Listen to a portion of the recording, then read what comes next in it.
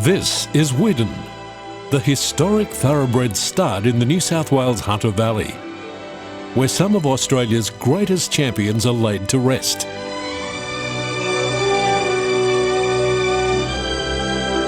Among them is a dazzling record-breaking sprinter who burst onto the racing scene in Melbourne in the spring of 1968 and went on to rewrite the record books on the track and later at stud, cementing his place in equine immortality.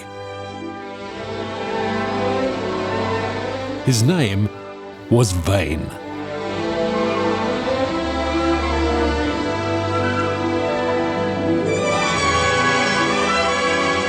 A glorious copper chestnut and the son of champion French sire Wilkes, Vane's first start was as a 2-year-old in the Debutante Stakes at Caulfield on October 12, 1968.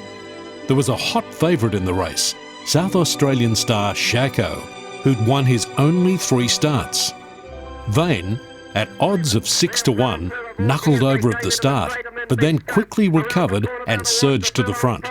There was a brief battle before he went on to win handsomely by 2 lengths, equalling the course record. This favourite's gone at the half furlong, and Vane is racing away in the last little bit, and Vane is too good. Vane comes away to win it by 2 lengths to Shaco, 6 lengths away. The word was out.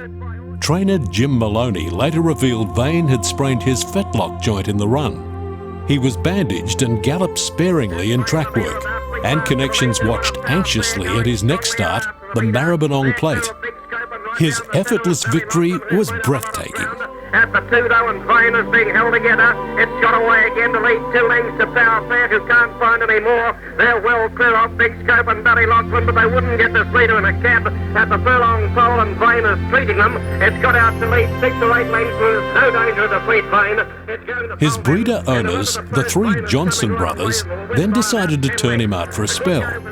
His mission would be the forthcoming 1969 Autumn Carnivals, and especially Australia's richest 2-year-old contest, the Golden Slipper.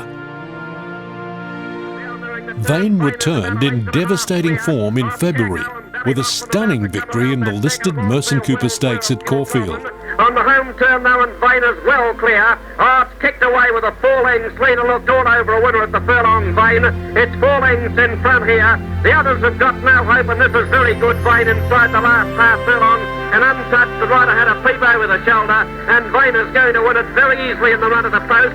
Till Coleman's running home hard to get up and run second, about 4 lengths from the leader. Third in the race would be Shaco. Fourth in... Number 7 is first anyway, Vane, ridden by Pat Ireland. Tips got around about the fitness of Vane. Can't they tell some fibs on a racetrack?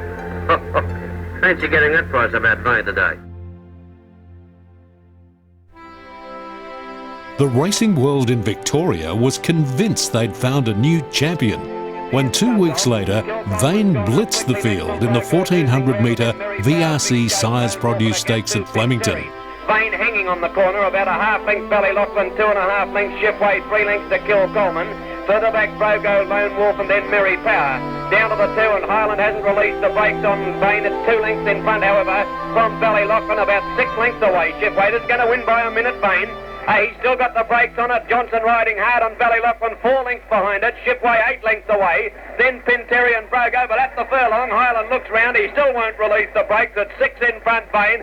Now he says you can stretch out a little bit, and Vane comes down to the line, tiring a little perhaps on the line, but wins by 4 or 5 lengths. Second will be Ballyloughlin. And so the scene was set for the Golden Slipper. In Sydney, the excitement leading into the big race centred on the city's own superfast filly, who, like Vane, had swept all before her in her first few starts. She was appropriately named Special Girl, being the impeccably bred daughter of the inaugural slipper winner Todman, out of the highest stakes-winning mare to have raced at that time in Australia, Winona Girl. Special Girl, with top jockey George Moore aboard, started a hot favourite. Sydney punters had questioned how Vane, with regular rider Pat Highland on top, would handle the reverse way of going. Special Girl, and they're followed by Del Riado, then the Bell Lap. At the head of the others, Brooklyn made Lady Cleve's constant rhythm. then Gaelic Spirit and Topmaster, and Peter's Empire last of all, but Vane the leader as they made the run around the turn.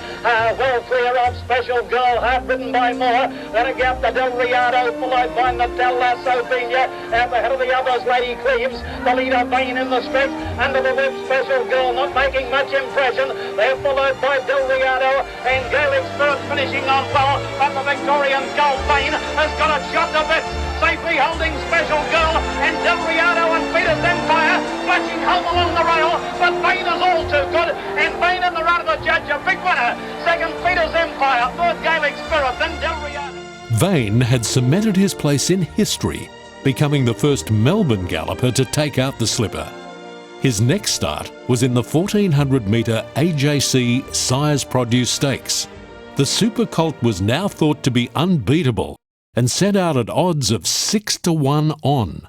But trainer Maloney was worried about Vane. Heavy rain had fallen in the previous weeks and training tracks had been bogged, limiting track work. Dragging on well, Shalina struggling, but Vane given a slap down the shoulder inside the furlong is giving them a galloping exhibition. It's well clear, about 4 lengths on Beau Babylon. It's stopping Vane, it's stopping quickly. Beau Babylon is coming at it now. Vane is walking to the line. Beau Babylon swamps it near the post and it's got up the win. Oh, there's a shock. Beau Babylon got up to beat Vane, which I'm not kidding, it walked the last 50 yards. Beau Babylon, trained at Randwick by Frank Lewis and ridden by Roy Higgins, was at huge odds of 50-1. He just blew out the end of the sides, absolutely blew out. In the last 50 metres he felt like jelly. But Beau Babylon beat him, I think, 3/4 of a length. And the week after in the Champagne, he beat Beau Babylon ran third, and I think he beat him 12.5 lengths. And so, to the final day of the AJC Autumn Carnival, and the third leg of the 2-year-old Triple Crown, the Champagne Stakes, over the shorter 1200-metre journey. No question of fitness this time. Vane's raced away about 5 lengths in front. Captain Kirk in second place, followed by Shipway, and then Constant Rhythm, followed by Ophelia, and Beau Babylon down the outside. But this is the Vane we know. Look at him go! Vane's about 8 lengths in front. He's going to the line very strongly, and Vane, this chestnut from Melbourne, is making them look like hacks. And Vane's going to bolt in. He's won by 10 lengths. A great go for second. Gaelic Spirit second. Vane had shattered the race record, clocking 1.92 minutes, which was also then the fastest time ever run by a youngster over the distance. As the highest stakes-winning Australian 2-year-old of all time, he now carried the title of champion and was set off for a well-earned break. The excitement returned to the Melbourne racing world when Vane resumed his career in the Moonee Valley Freeway Stakes on August the 30th, 1969. He effortlessly accounted for the brilliant sprinter and Newmarket winner Bold King by 5 lengths. 4, 5, 6 lengths in front of Bold King, and Harlan's having a look over the shoulder, eases him down again, and Vane wins by 4 lengths to Bold King. Vane was now embedded in racegoers' hearts. It was a huge crowd at Flemington a fortnight later for the Ascot Vale Stakes, when he beat home Darrell's Joy, a horse that would turn the tables on him in the future. Past the 2, and Highland's still got an enormous grip on Vane, about 3 lengths in front, and he's not even going to have to let it go. It's 3 lengths in front now from Woodcourt in coming to the furlong post, and he's still got a grip on it. It's going to fold him. Darrell's Joy's running on pretty well, the other New Zealander, but Vane's still going 3/4 pace with Highland hard against it by 3 lengths inside the half distance, and never extended. Vane will win, pulling up about a length and a half to Woodcourt in. One question hanging over the champ was his ability to handle a longer journey of a mile, what is now 1,600 metres. This was tested with replacement rider Roy Higgins aboard in the Moonee Valley Stakes. On the turn, a furlong and a half out, and Higgs hasn't moved on. Vane, it's a length and a half to Darrell's Joy, the only challenger, if any. They straighten, Higgins looking on his inside to see where they are. Vane 2 in front of Darrell's Joy. Higgins asking him for something, he's not finding much. Darrell's Joy's getting to him quickly. Vane going up and down the front body, the head in front, but Darrell's Joy's grabbing him near the line, and Darrell's Joy's won it about a neck or a half length to Vane. About 5 lengths away, Woodcourt in 8. Well, there you go. In running, you just couldn't have laid the odds on. Could not have laid the odds on, Vane. But he's been beaten by the New Zealander, Darrell's Joy, ridden by John Sellers. The winner, Darrell's Joy. Second, number 1, Vane, R. Higgins. No excuses in the world. And it's quite apparent now that Vane cannot stay. Champion sprinter, but obviously cannot stay. Woodcourt Inns run a good race, but they got weary, and that's about that. It should be noted that Darrell's Joy would win a Victoria Derby and a Cox Plate later that year, and then go on to important victories in America. Meanwhile, an offer of $1 million for Vane was refused, and he carried his regular Johnson family colours in the Caulfield Guineas to gain over the mile journey. Again, his challenger was Darrell's Joy. It's a two-horse war in the straight, coming down towards the furlong. Listen to the crowd roar. Highland had a peep over the shoulder on Vane. It's got Darrell's Joy beaten, I think. A half furlong left to go, and Vane is starting to draw away from Darrell's Joy, who said it won't run a mile. It will at Caulfield, and Vane, to the plaudits of the crowd, is going right on with the job to win by 3.5 lengths to Darrell's Joy. 5 or 6 lengths away, third Woodcourt Inn, followed by Endymion Aggravator. One wonders now how it got beaten at Moonee Valley, but of course it wasn't as fit that day, and it's a different track. It's a hard mile up the hill at Moonee Valley.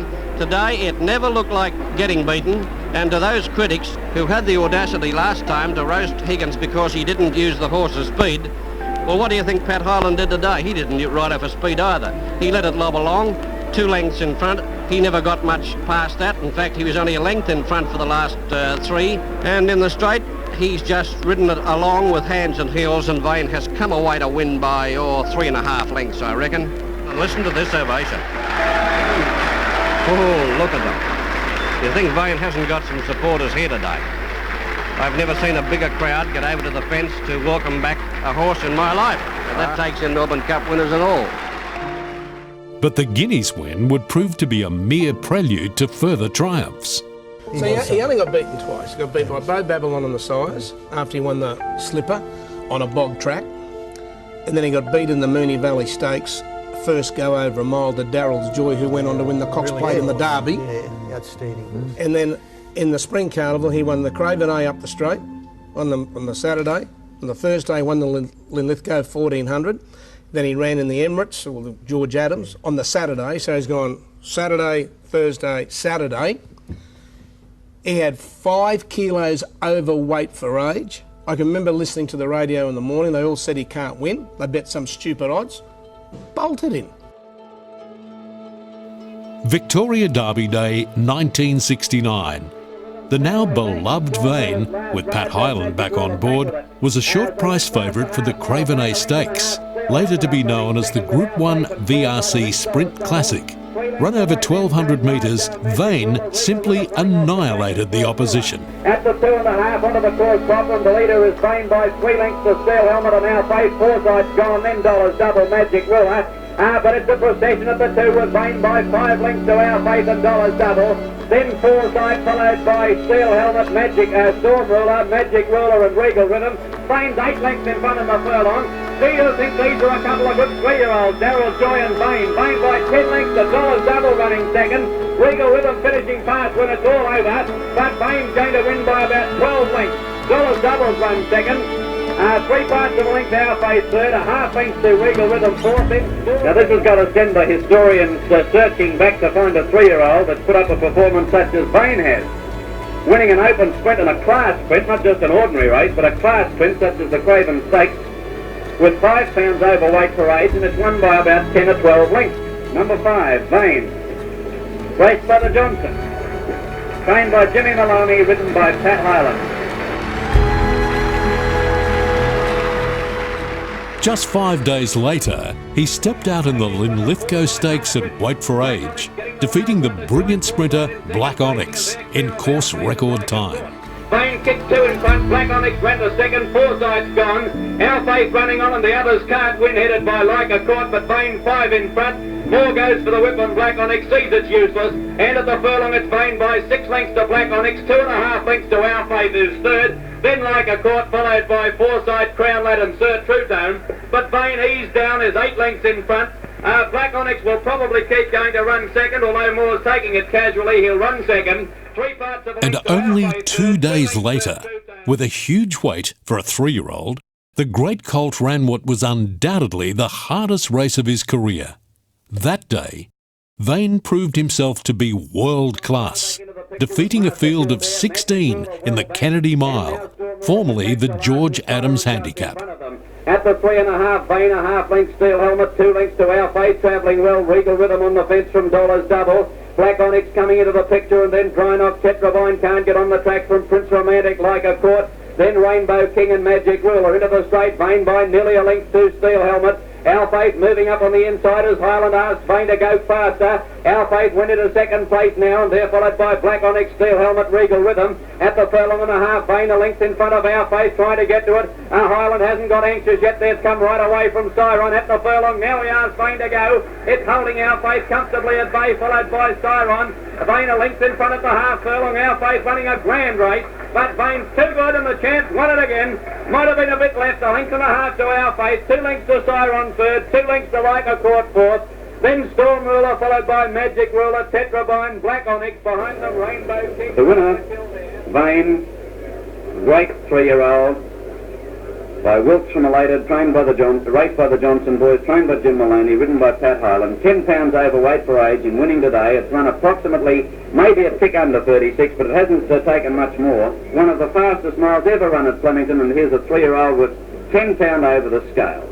If there's been a greater 3-year-old up to a mile, I've never ever heard of it in the history of racing in Australia anyway. There were now serious concerns about Vane's chronic fetlock injury, which prompted the Johnson brothers to retire the Golden Chestnut to the legendary Widden stud under the care of the Thompson family. He went on to sire such great sprinters as Inspired, Mistress Anne, Sir Dapper, and many other top-liners, and is the great-grandsire of such champions as Bella Spree and the world champion mare Black Caviar.